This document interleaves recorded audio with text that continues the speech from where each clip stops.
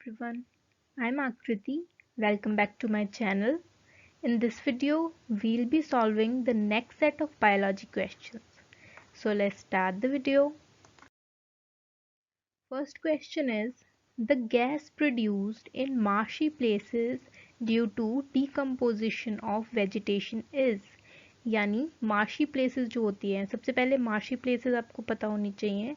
तो ऐसा कोई भी एरिया जहाँ पे पानी जो है वो बहुत इकट्ठा हो गया है, ठीक है, वहाँ पे ग्रास भी है, छोटे छोटे पौधे भी होंगे, एक तरीके से कह सकते हैं थोड़ा दलदली एरिया जो होता है ना।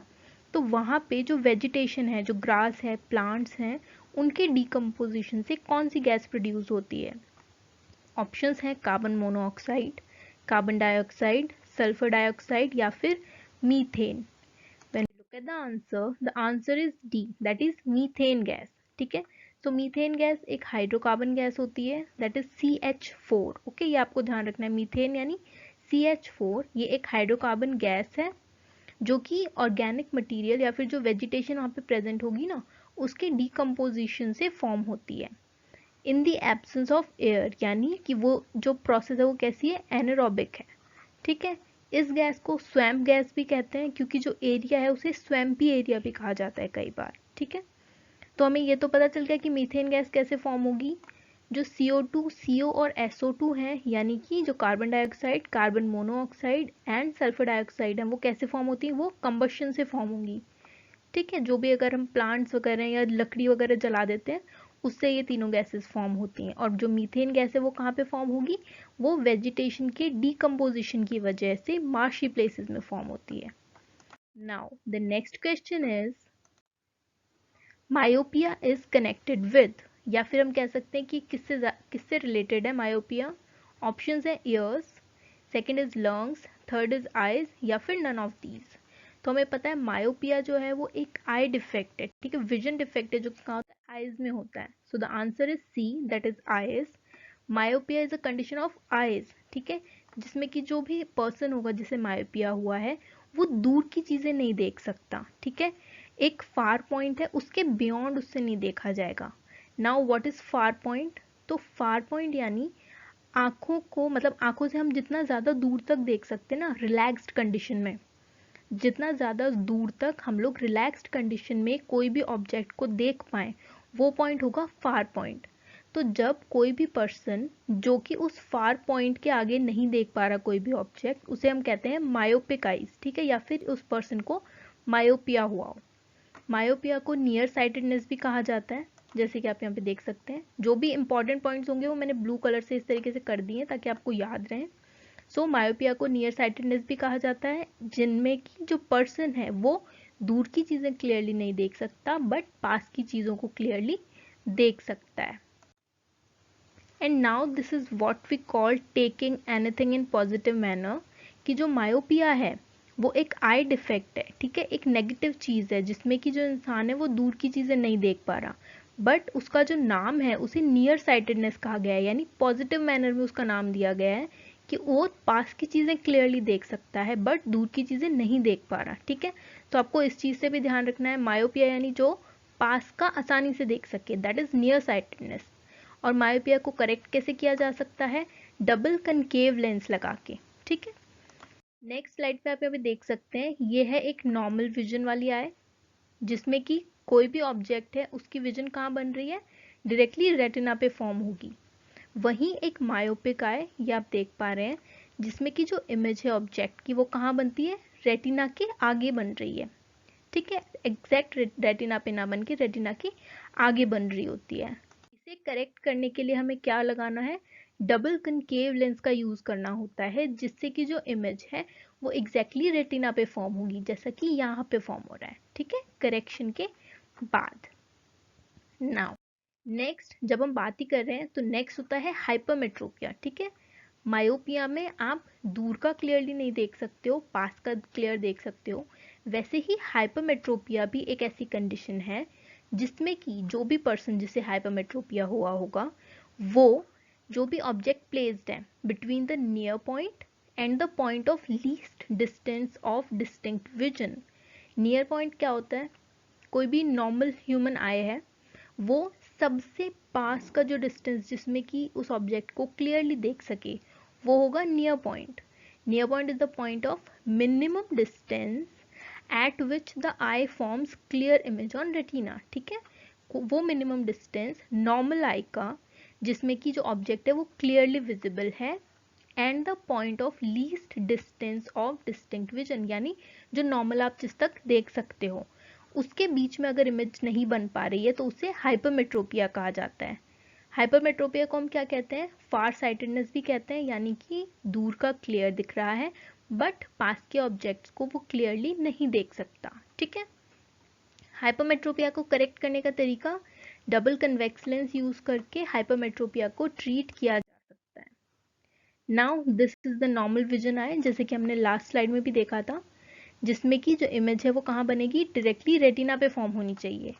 बट हाइपरमेट्रोपिक आई में जो इमेज है वो रेटिना के पीछे बनती है. ठीक है, the image forms behind the retina, और इसे करेक्ट करने के लिए हमें डबल कन्वेक्स लेंस की ज़रूरत होती है, जिसके यूज से जो इमेज है वो कहाँ बनेगी? एग्जैक्टली रेटिना पे फॉर्म होगी. ठीक है, so the next question is which of the following is a form of sexual reproduction.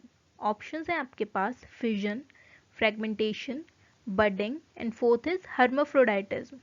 सो हमें पता है कि सेक्शुअल रिप्रोडक्शन के लिए 2 पेरेंट्स की ज़रूरत होती है और एसेक्सुअल रिप्रोडक्शन के लिए सिंगल पेरेंट की. ठीक है, सो इन चारों में से कौन सा सही आंसर है? When we look at the answer is D, that is hermaphroditism. Sexual reproduction के लिए 2 पेरेंट्स रिक्वायर्ड हैं. ठीक है, तभी रिप्रोडक्शन कंप्लीट होगा, और एसेक्सुअल रिप्रोडक्शन के लिए एक सिंगल पेरेंट से भी रिप्रोडक्शन हो जाता है. ठीक है, प्रोजेनी फॉर्म करने के लिए. और हर्माफ्रोडाइट्स कौन से होते हैं? कोई भी पर्सन या फिर एनिमल जिसमें कि male and female sex organs जो हैं वो दोनों प्रेजेंट हों. ठीक है, और बाकी सारे सेक्सुअल कैरेक्टरिस्टिक्स भी या तो एबनॉर्मली किसी प्रॉब्लम की वजह से या फिर नेचुरल कंडीशंस में, जैसे कि कुछ ऑर्गेनिज्म में पाया जाता है. ठीक है, एग्जाम्पल हम ले लेते हैं अर्थवॉर्म. अर्थवॉर्म में मेल एंड फीमेल कैरेक्टर्स दोनों प्रेजेंट होते हैं. ठीक है, सो इन चारों ऑप्शंस में से जो कि आपने लास्ट स्लाइड पे देखे थे, करेक्ट आंसर है हर्माफ्रोडाइटिज्म. आपको याद रखना है कि जो हर्माफ्रोडाइट्स होते हैं उनमें male and female sex organs दोनों प्रेजेंट होते हैं. ठीक है, इसके अलावा हमारे पास ऑप्शंस क्या क्या थे? Fission, budding and fragmentation. तो फिजन में क्या होता है कि कोई भी एक सिंगल पेरेंट है. ठीक है, यहाँ आप देख पा रहे हैं एक सिंगल पेरेंट है. इसमें जब फिजन होगा, फिजन यानी कोई भी एक पर्टिकुलर बॉडी जो कि कुछ पार्ट्स में डिवाइड हो जाए. ठीक है, फिजन यानी टूटना. तो ये एक सिंगल पेरेंट जब 2 पार्ट्स में डिवाइड होगा तो ये 2 डॉटर सेल्स प्रोड्यूस करता है. ठीक है, तो ये 2 जो प्रोजेनी है वो 2 डॉटर्स में डिवाइड हो जाएगी सिंगल पेरेंट से. ठीक है, इन्हें क्लोन सेल्स भी कहा जाता है क्योंकि जो डॉटर्स फॉर्म हुई हैं या जो प्रोजेनी फॉर्म होगी वो डिट्टो कॉपी होती है किसकी? पेरेंट की.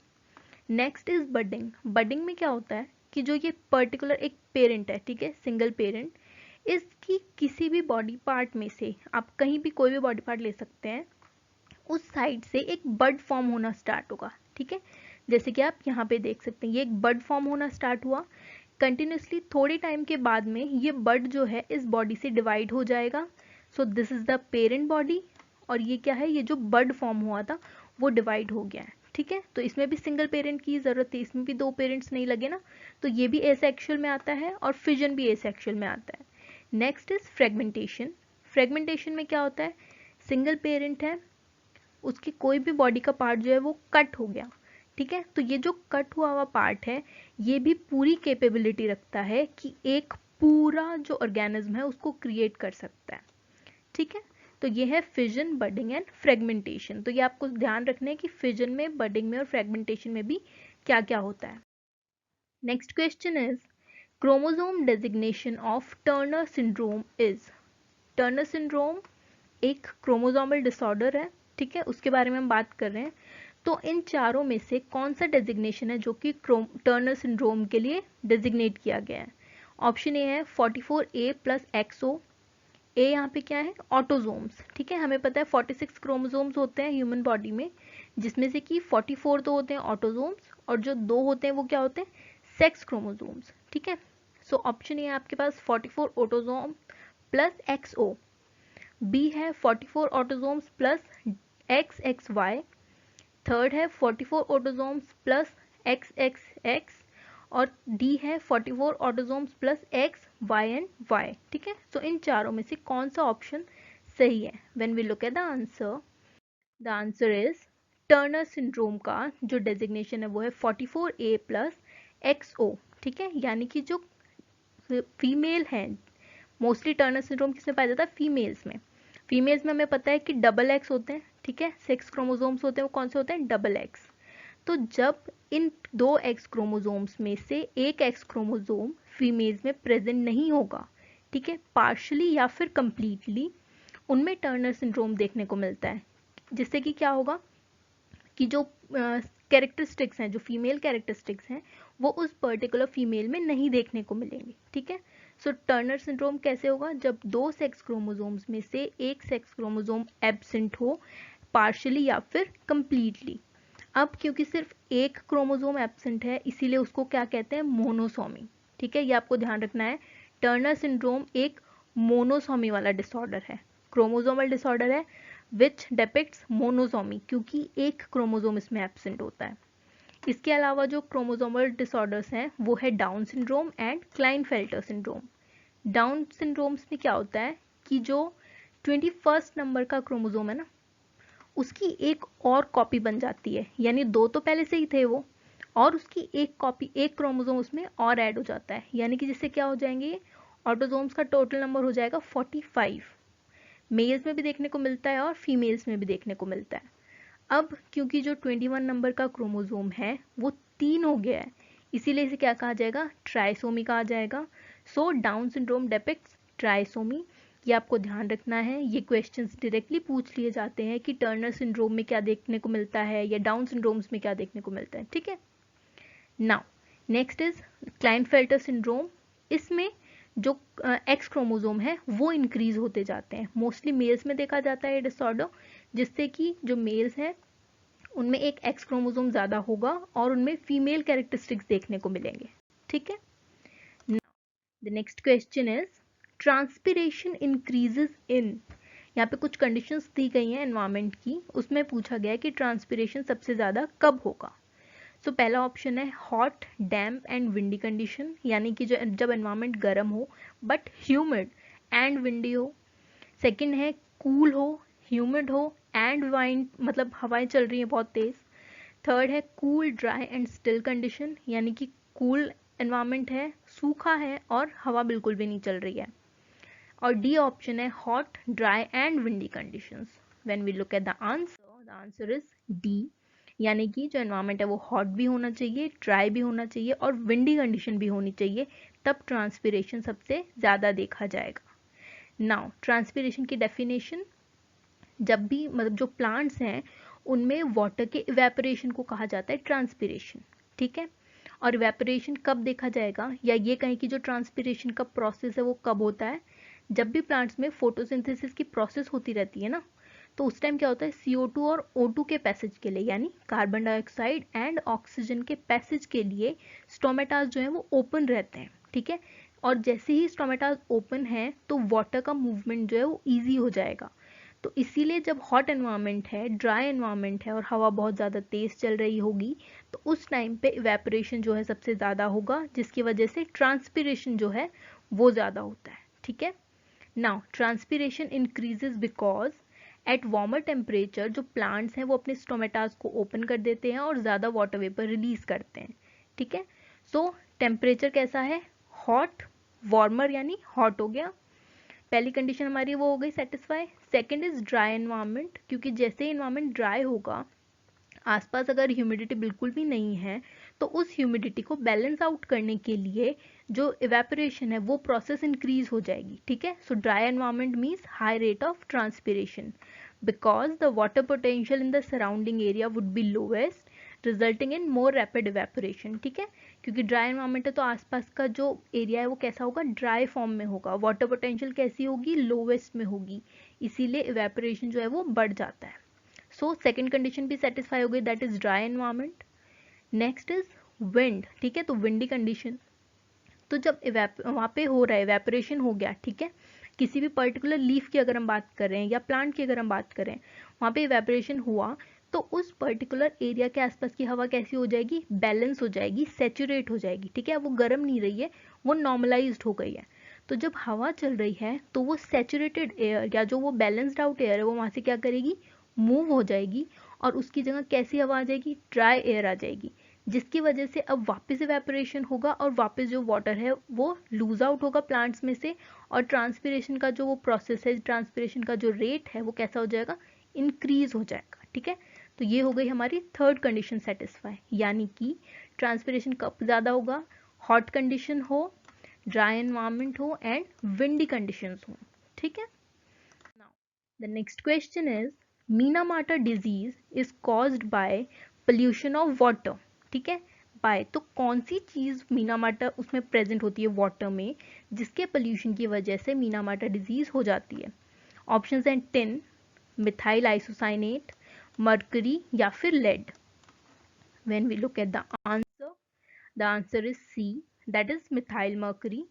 So मीनामाटा डिजीज एक न्यूरल डिजीज है, ठीक है, सेंट्रल नर्वस सिस्टम की डिजीज है, जिसमें कि क्या होता है कि जो मिथाइल मर्करी है वो, ठीक है, बहुत ज़्यादा लार्ज अमाउंट में अगर मिथाइल मर्करी आपकी बॉडी में जाएगा तो उससे पॉइजनिंग हो जाती है, ठीक है, जिसकी वजह से मीनामाटा डिजीज होती है। अब ये लार्ज अमाउंट में कैसे पहुंच रहा है मिथाइल मर्करी बॉडी में, तो जो फिशेस या शेल फिशेस थी जो कि मीनामाटा बे में प्रेजेंट थी, ठीक है, मीनामाटा बे एक जगह है जापान में, वहाँ पे बहुत ज़्यादा इंडस्ट्रियल वर्क हो रहा था, जो इंडस्ट्रीज से जो वेस्ट मटेरियल निकलता था, वेस्ट वाटर निकलता था ना, उसमें मिथाइल मर्करी प्रेजेंट था, ठीक है। तो जैसे ही ये मिथाइल मर्करी उस वेस्ट वाटर के थ्रू मीनामाटा बे में पहुंचा, उस वाटर को किसने, मतलब वहाँ पे फिशेस और शेल फिशेस थी उस वाटर में, तो ये मिथाइल मर्करी इन जो फिशेस और शेल फिशेस ये थी इनकी बॉडी में जाके इकट्ठा होने लग गया। जब इन फिशेस को लोगों ने कंज्यूम करा तो ये मिथाइल मर्करी लोगों की बॉडी में पहुंचने लग गया था, ठीक है, जिसके पॉइजनिंग की वजह से उनमें मीनामाटा डिजीज होने लगी। और क्योंकि अब ये डिजीज कहाँ से फैल रही थी, मीनामाटा बे की फिशेस से, इसीलिए इस डिजीज का नाम रख दिया गया मीनामाटा डिजीज, ठीक है। तो ये आपको ध्यान रखना है, मीनामाटा किससे होगा, मिथाइल मर्करी, आप एमएम से भी ध्यान रख सकते हैं, मीनामाटा यानी मिथाइल मर्करी से हुई हुई डिजीज ना। इससे अलावा जो एक ऑप्शन आया था दैट इज मिथाइल आइसोसाइनेट, उससे रिलेटेड भी एक ट्रेजेडी है, that is Bhopal gas tragedy. कब हुई थी ये, 2 दिसंबर 1984 को, जिसमें कि जो यूनियन कार्बाइड पेस्टिसाइड प्लांट था भोपाल में, ठीक है, भोपाल इंडिया में, वहाँ से 30 tons of highly toxic gas methyl isocyanate जो है वो रिलीज हो गई थी, और बाकी गैसेस भी थी, लेकिन जो सबसे ज़्यादा रिलीज आउट हुई थी वो थी मिथाइल आइसोसाइनेट, ठीक है, जिसकी वजह से बहुत ज़्यादा डिस्ट्रक्शन हुआ था, बहुत ज़्यादा डेथ्स हुई थी। इसीलिए इस ट्रेजेडी को भी जब हम पढ़ रहे होते हैं एनवायरमेंट के बारे में तो इसे भी पढ़ा जाता है कि कौन सी गैस थी जो कि भोपाल गैस ट्रेजेडी में रिलीज हुई थी, ठीक है। तो ये क्योंकि ऑप्शन में था इसीलिए मैंने सोचा कि आप लोगों को बताना जरूरी है। Now the next question is which of the following is a large blood vessel that carries blood away from the heart? And the options are vein, artery, capillary या फिर nerves. We know vein, artery and capillaries तो circulatory system के part हैं, nerve नहीं है, ठीक है, nerve जो है वो नर्वस सिस्टम का पार्ट है, तो नर्व तो वैसे ही कैंसिल आउट हो गया। जो कैपिलरीज हैं वो बहुत छोटे छोटे ब्लड वेसल्स होते हैं, ठीक है, यहाँ पे कैसे पूछा गया, लार्ज ब्लड वेसल पूछा गया है, तो ये कैपिलरी भी नहीं हो सकता। वेन्स और आर्टरी में हम देखते हैं कि जो वेन्स हैं वो ब्लड को हार्ट की तरफ लेके आता है, ना कि दूर, तो जो सही आंसर है वो क्या हो गया, artery. When we look at the answer is B. जो पल्मोनरी आर्टरी होती है वो ब्लड को हार्ट के राइट साइड से लंग्स की तरफ लेके जाती है to pick up a fresh supply of oxygen, ठीक है, और वहां से होता हुआ ब्लड जो है वो पूरे बॉडी पार्ट्स तक पहुंचता है। वेन्स जो है वो क्या करती हैं, ब्लड को हार्ट की तरफ लेके जाती हैं ताकि उसे प्योर किया जा सके, ठीक है, यानी आर्टरीज जो है वो प्योर ब्लड को बॉडी में पहुंचा रही हैं, और वेन्स जो है वो इम्प्योर ब्लड को हार्ट में पहुंचाता है, ठीक है। नेक्स्ट ऑप्शन हमारा क्या था, कैपिलरीज। सो कैपिलरीज बहुत छोटे छोटे पतले पतले ब्लड वेसल्स हैं जिनका प्राइमरी फंक्शन क्या होगा, exchange of material between the blood and the tissue cells, ठीक है, ब्लड और जो टिश्यू सेल्स हैं बॉडी के उसमें एक्सचेंज ऑफ मटेरियल का फंक्शन किसका है, कैपिलरीज का, जैसे कि आप यहाँ इमेज में देख सकते हैं, ये आर्टरीज वाला पार्ट हो गया, ठीक है, जो कि ब्लड को कहाँ लेके जा रहा है, हार्ट से दूर लेके जा रहा है बॉडी पार्ट्स की तरफ, ठीक है। ये बीच में कैपिलरीज यहाँ पे प्रेजेंट हैं, जो कि टिश्यूज में, जो ह्यूमन बॉडी के जो टिश्यूज हैं पार्ट्स के, उनमें मटेरियल का एक्सचेंज करती है, यानी कि जो फ्रेश ब्लड होगा उससे ऑक्सीजन एंड न्यूट्रिएंट्स देती है सेल को, और जो वेस्ट और कार्बन डाइऑक्साइड है उसे कलेक्ट करके कहाँ पे देती है, वेन्स की तरफ ट्रांसफर करती है। और जो वेन्स हैं वो ब्लड को, जो इम्प्योर ब्लड है उसे कहाँ लेके जाएगा, हार्ट की तरफ फॉर दी प्योरिफिकेशन, ठीक है।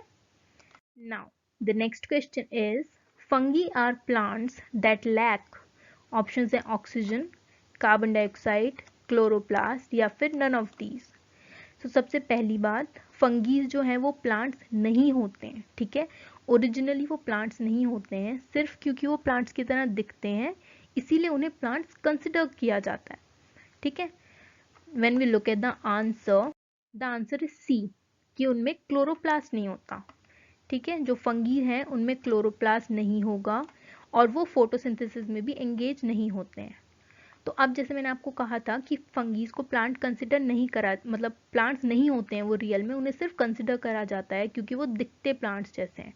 अब वो क्यों नहीं कंसिडर करा जाता, तो हमें पता है कि जो प्लांट्स हैं उनका बेसिक फंक्शन, या जिसकी वजह से वो प्लांट्स कहे जाते हैं, क्योंकि वो ऑटोट्रोप्स हैं, ठीक है। वो अपना खाना खुद प्रिपेयर करते हैं, कार्बन डाइऑक्साइड और सनलाइट की हेल्प से वो क्या प्रोड्यूस करते हैं, ग्लूकोज प्रोड्यूस करते हैं और उसे कंज्यूम करते हैं, ठीक है। फोटोसिंथेसिस की प्रोसेस होती है उनमें, ऑक्सीजन रिलीज आउट होगी प्लांट्स के थ्रू, जो कि एनिमल्स और ह्यूमंस जो है वो कंज्यूम करते हैं, और कार्बन डाइऑक्साइड को वो यूज़ कर लेते हैं प्लांट्स, ठीक है, फूड प्रोडक्शन के लिए। लेकिन ये पूरी प्रोसेस, यानी जो फोटोसिंथेसिस की प्रोसेस होती है, वो फंगीज में देखने को नहीं मिलती। इसीलिए फंगीज को प्लांट सिर्फ कंसिडर करा जाता है उनके लुक की वजह से, बट वो प्लांट्स होते नहीं हैं, ठीक है। Now our next question is, what makes a reptile, यानी कोई भी जो रेप्टाइल है उसका एक जो मेन फंक्शन है जिसकी वजह से उसे रेप्टाइल कहा जा रहा है वो क्या होगा। ऑप्शन है, फर्स्ट कोल्ड ब्लडेड होना, उसका वार्म ब्लडेड होना, नॉट हियरिंग या फिर एग लेइंग, ठीक है। When we look at answer, the answer is D, that is egg laying. जो रेप्टाइल्स हैं उनकी स्किन कैसे कवर्ड होती है, हार्ड ड्राई स्केल से, और जो मोस्टली रेप्टाइल्स हैं वो एग ले करते हैं, ठीक है।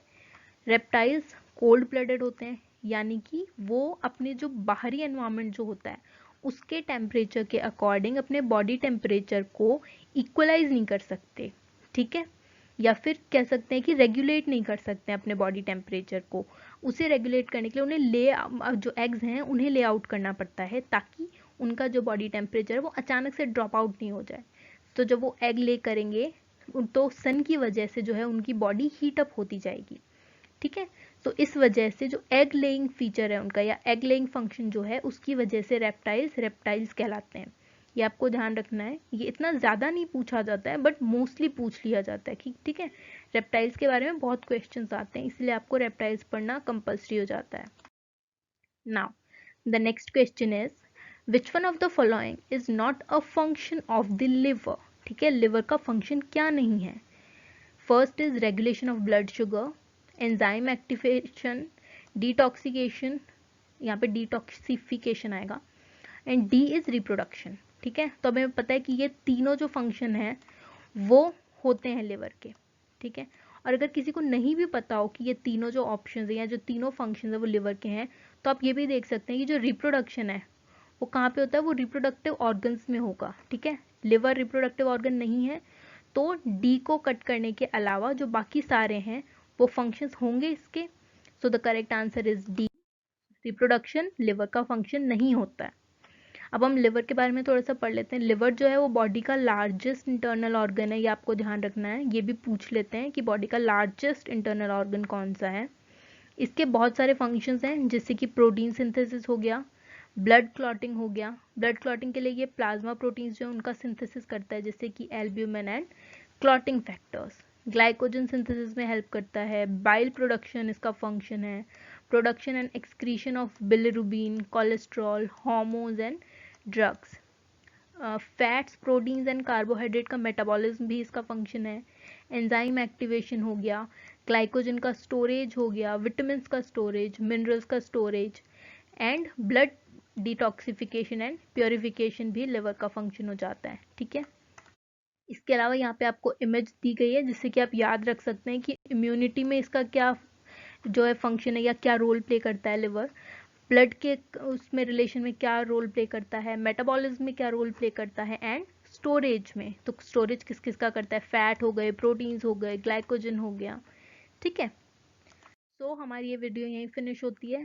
प्लीज़ फॉलो करें चैनल को, ठीक है, सब्सक्राइब करें, लाइक करें, जो भी आपके कमेंट्स हों कंस्ट्रक्टिव कमेंट्स ज़रूर करें। ठीक है, बताएं कि वीडियो कैसा है ताकि मैं ऐसे आपके लिए आगे से आगे अच्छे से अच्छे वीडियोस लेके आ सकूं, और अगर मुझे कोई चेंजेस भी करने हैं तो मैं वो भी कर सकूं। ठीक है, so like, subscribe and comment और शेयर कीजिए वीडियो को ज़्यादा से ज़्यादा। Thank you and have a nice day ahead.